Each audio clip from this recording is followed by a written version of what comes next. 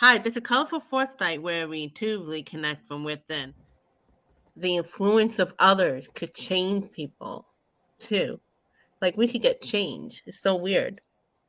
Bringing us to see our judgment and also to realize, like for me, I'm seeing like not only my judgment and my incorrect thinking, but how many people had a lot of incorrect thinking. Of course, I want to bring up about politics. And in politics, I think in order to create that unity, one of the arrogant is to think that we know what's going on in a political sense. What side are we on? Like the other group sound crazy. They have no idea what's going on. I know what's going on. My side of the political side are totally great. But is that really listening? That's why we're having a hard time meeting in the middle. There's too much knowledge. Sometimes we have to let go of the knowledge. Yeah, and I think it's very valuable to see the unseen of what we don't see in other people. To the person using the phone in a meditation next to me, I could hear my voices going, rah, rah, rah, rah. But when I felt her crying, and I turned one time and I was facing the front, didn't see her crying. I turned and I saw her crying and I went, in that moment, I saw the unseen. The unseen is her unseen tears. And I'm not saying in America, go around and experience everybody's suffering. But in that moment, I got to see what I've been not seeing because of my arrogance. So it's okay. In the moment, I can whinge, I can protest, I can have any political standpoint. But if I completely shut down what that person's experiencing, we don't build community and nothing changes. So laws can happen anyway, right? Laws will be changed. Laws that support one group might come in. Laws that support another group might come in. We might have a new government then that changes those laws. But in the midst, underneath that, what really changes humanity, what really changes us, is that I can still complain, but at the end of it, I can connect to you and just say, hey, how you going? What's happening for you? And in that moment, I can help you. Because if I live next door to you, I want that to be my neighbour that would be able to help me in the moment. And you can have different views. That's fine. And we can fight for different laws. That's fine. But can we live together? That's a whole different experience. So when we're talking about the political thing, having people get in touch with the inside and get over themselves. Like, how do I go inside and listen to the other person, listen to and go beyond the mind, the chatter and having to be right and going back to the arrogance. I know what the deal is. This the way it is. That's why we're not coming to the middle ground. There's signs everywhere. When I look at what's going around the world, it's a pretty obvious thing what's the universe is trying to communicate with us, even as a whole. Like, when we're not listening, are we listening? Are we getting better at it? Do you feel like we're getting better at it? We're listening more as a society? I think if, some people are making the effort to listen more, but we have a long way to go. Mm-hmm. And it's important to start listening to where there's conflict, to go beyond the conflict, to actually understand why is this person fighting for what they believe in. Because they're fighting because they believe in something. They're not fighting just to create conflict. They actually feel they're not being heard. They're not having their needs met. They feel like they want to champion the needs of others. So they're fighting for something. We need to understand what that is. We don't need to agree. We need to understand if we're going to move forward and come to some compromise. That's from 2018, and you were right. I mean, we're still over here, 2023. And a lot of it had to do with the Judgment card. Also be seen at best, the liberation. So I feel like for 2024 and beyond, with political enlightenment, it's judgment to liberation. I can't imagine if people don't see that all the judgment they had. There was another video of this guy, he was a black guy, and he noticed that he had a little race in him and yada, yada, yada, but it's freed him. Your anger, your judgment, your hatred of yourself. They said, you got to start with you first. And they said, you've been doing that. Then they took me back to 2016, because that's when they started grooming me to move here. They had me write an article, and I said, I might be slightly racist with misogynistic tendencies. Wow. And they said, yes, you all have systemic things within you, no matter where you came from, that it's time to let them go. And Yeah. I had to be the example. And it was crazy because I'm writing this article and talking about these honest things that I thought, oh, if I saw Black people, I might be a little afraid. If I saw white people, I might be. That's all programmed. Right. That's within everyone. And then they said, look at where you grew up, your age. Women weren't equal, but why are you still making women separate? And this is the shift that's going on. So they said in this particular period, you're going to see a global shift, and we see it right now, where you're going to try to decide on if you want democracies or autocracies. And that's the shift, or if you want freedom for all or just for some. And they said it's going to be an economic shift as well. And we're seeing that happen. All the global markets and the whole bit, because you want something better. And the way you do that is by honoring who you are, every single person. And they said, we want you to remember that now because there's going to be upheaval. You have to uplift everything about you so that you can help the world. Then it said, you all have paths. You all have a divine plan that you are following, and it just shows up at a particular time. And they said, what is happening in our world right now is that you're all here, everyone alive, to move through your restrictions, your limitations, your doubt, your judgments, your prejudices, your biases, and start to own yourselves and bring in more love and light. So that's crazy. They said, that's all the work that we gave you in that entire time. So I'm hoping like all our ugliness that was showing up here in the US, and I don't know, probably around the world, part of it is bringing us to see our judgment, and also to realize, like for me, I'm seeing like not only my judgment and my incorrect thinking, but how many people had a lot of incorrect thinking. So, and also how the influence of others could change people too. Like we could get change. It's so weird. Yeah, that connects to one of the teachings we have with our teacher is our thoughts are not just our thoughts, but there is a collective thought sphere that we all are connected to. So unfortunately, your thoughts, when you get swayed by someone, it's very easy for humans to get swayed because we are connected through our thoughts. We like to think, oh, I have this political view. But actually, you could be just experiencing a group of people's views, or one person who has really anchored those beliefs. And also, when you grow up with certain views. That's your conditioning. It's sort of hard. We are still animals conditioned by our parents. So those views, they condition you and they become you, but they are not you. So the hardest thing with the judgment card is to see that you are not at fault if you have bad thoughts, or if you had incorrect thoughts. Maybe you mentioned incorrect thoughts. That doesn't mean you're a bad person. It just means that you took these thoughts and then you started to do certain behaviors from the thoughts.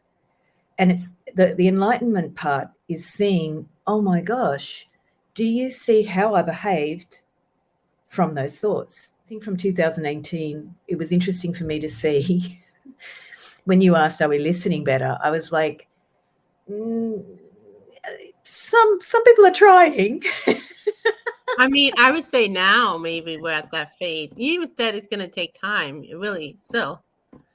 So I think going forward, we needed so many years to go, oh my God. I could think of, if you think like Black Lives Matters, the defund the police. I remember going, yeah, and then I was like, wait a minute, why do we have to defund the police? Maybe reform the police. So something maybe at first I was like, yeah, but then I was like, no, I don't like the wording of that. That could be shifted. You know, the thing that at first I was like, yeah, and then there was like Black love, and I was like, whatever, because Black love was about a lot of people are not in Black love. They're not in that relationship because of the racism and the divided family.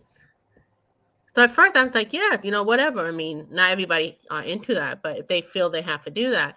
But then there were certain people who were like, you can't do interracial.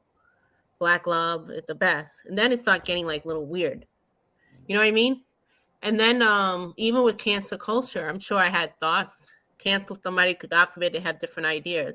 And I cut them off. I mean, you don't even have to be into cancel culture. That anything, somebody I disagree with, cut you off. So I experienced that. And then I realized, oh, that it doesn't look good, And I don't like the word woke. Woke originally it was created from, I think, of Black people, and it had to do with what's going on with society. And I remember like this comedian was like, oh, white people try to take it because, all the new age were saying that word awakening been for a while. And I remember being in the middle. It's like, neither are right.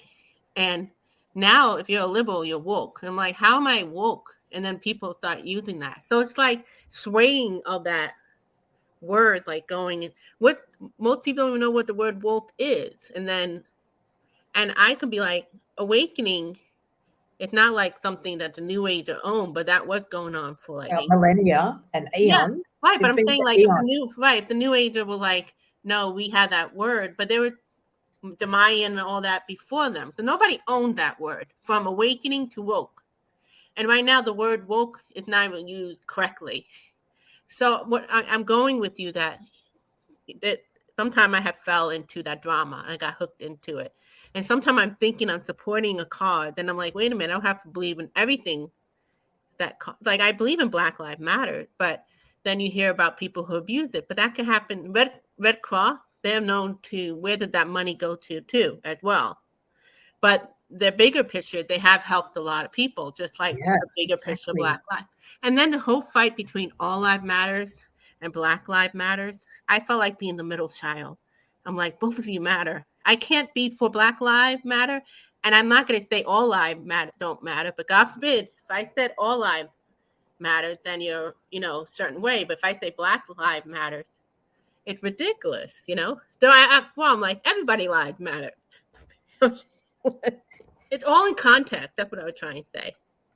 So it's all about judgment. I feel like in 2023, especially in 2018, we're still very heavy into that. But after all that knocking of the head and fighting, we're tired. We're going into that liberation period where we're seeing in a different way. And that's why, Angela, I brought up the last, 3-4 minutes not about profession. We could fall into that. And you just like anything, you correct yourself, you hear from your intuition, and so on. You're allowed to change your mind. So I feel like that's going to happen 2024 and beyond, but it's happening now. It is happening. Your question from 2018 really resonated with me, like, are we listening better? And I think that's still the question. How are we listening? How are we listening to our intuition? Are you jumping into judgment or that vibration? You're not listening to your intuition. So how are we listening as a society to each other?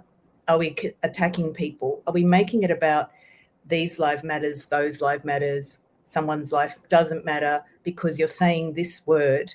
Yeah. How are we listening? And it's interesting you're bringing this up today, because yesterday I was watching this TV series, All in the Family. Right. And Archie Bunker was that epitome of the racist, white, old guy. Mm-hmm. He's such a brilliant actor, and he's got so much pathos and so much sincerity and so much, you relate to him. And he helped you listen to that white old guy that's crabby and annoying, but still endearing. And he's just got it. That TV series, I watch it and I cry, I feel for the characters. And there was an episode with Sammy Davis Jr., who I love. And Sammy, at the end of the episode, says to the reporter who's doing the cancel culture kind of speak of the 70s, saying that Archie Bunker's this terrible human being. And Sammy says, no, your tape recorder. And he says, your tape recorder doesn't feel this man shaking my hand and the feeling I have when he shakes my hand and the way he looks into my eyes and what I feel when I look into his eyes. Your tape recorder, you can't catch that. And that's when I went, wow, that's what you're sharing, Sylvia, like the language of getting caught in the language of all lives matter, Black Lives Matter, this life, that cancel culture, and getting stuck in the words doesn't get us into the connection. And it actually stops us from connecting because we start to believe these thoughts of separation. But that episode with Sammy Davis Jr. it really showed you that Sammy was laughing at Archie and they were making fun of Archie, but they loved him. And Archie loved Sammy. And it was really well done in a really organic way. It was probably not the truth of the 70s, but for some people there were parts of the truth. That's why All in the Family and the Archie Bunker show worked, because it was what we were aspiring to in that period. But we knew that reality was very different. But if you spoke to people, they would have friends that were from different religions or different cultures, and all the people were trying to find that way to come together. So it was I would say, aspirational. like, a lot of time TV or the movies, sometimes that they don't really offer value. They tend to be a step ahead when it comes to making things more idealistic or the goal that we go toward. And you and I growing up in the 70s, 80s, 90s, things were always getting better. So it's like if you're a woman, things were getting better. If you're a minority, even though there's still a lot of challenges, they were getting better. If, for example, my family never married outside of Catholic. So marrying a Jewish person was like such a big deal. And then marrying two Cubans was such a big deal. Like, you keep assimilating into changes. And then to see like it going backward the past few years has been very interesting. And I think it's a part of like us getting swayed into it. What are we going to nurture, and yada, yada, yada. But this is a great topic. But this week, I really feel that judgment card going to liberation. We're going from politics to political enlightenment as time go by. I do it a lot here in my home because sometimes like we gossip, and I can share a funny example. So we have a person in my family, extended family kind of thing, that has a colourful past. So colourful people, like we know a few people in politics that are very colourful. I'm not going to mention their names, but they're really easy to gossip about. Look at that person. Oh, did you see what they said? Oh my God, look at the way they did this. So I was doing that right here at home. I started having gossip. And then that morning, I had the image, you're going to break the coffee filter. You need to get a replacement. I had that thought. So as I was gossiping, crack, the coffee filter breaks. And that's how I saw I was coming from judgment. I was not just coming from judgment, I was repeating words. I was repeating thoughts that are in my family circles. So my family has these thoughts or words, they come through me and then I repeat them. Crack. And I went, oh, okay, I got to stop saying those words. And I can't stop thinking the thoughts because I'm surrounded by them. They're going to go through me. And then that day I had to buy the replacement filter because I like my coffee in the morning. But it's such a great lesson. That's one of the things that we can manifest for the judgment card for the future of our political leaders is something like I experienced, a quick realization that that is the manifestation of my thoughts. And therefore, now what do I choose? Because unless we get to see, like me with the coffee pot, it was so clear and I had to change my behavior. Otherwise, how many coffee pots am I going to break? And I like my coffee. So it was so clear I could immediately take action and I could make another choice. But I was responsible for that choice, but I wasn't guilty or a bad person for having these judgments or these thoughts because they're not really my thoughts. They're around me and circulating. So if we can get that as our next phase, to be aware of our thoughts, and that's a huge step for humanity.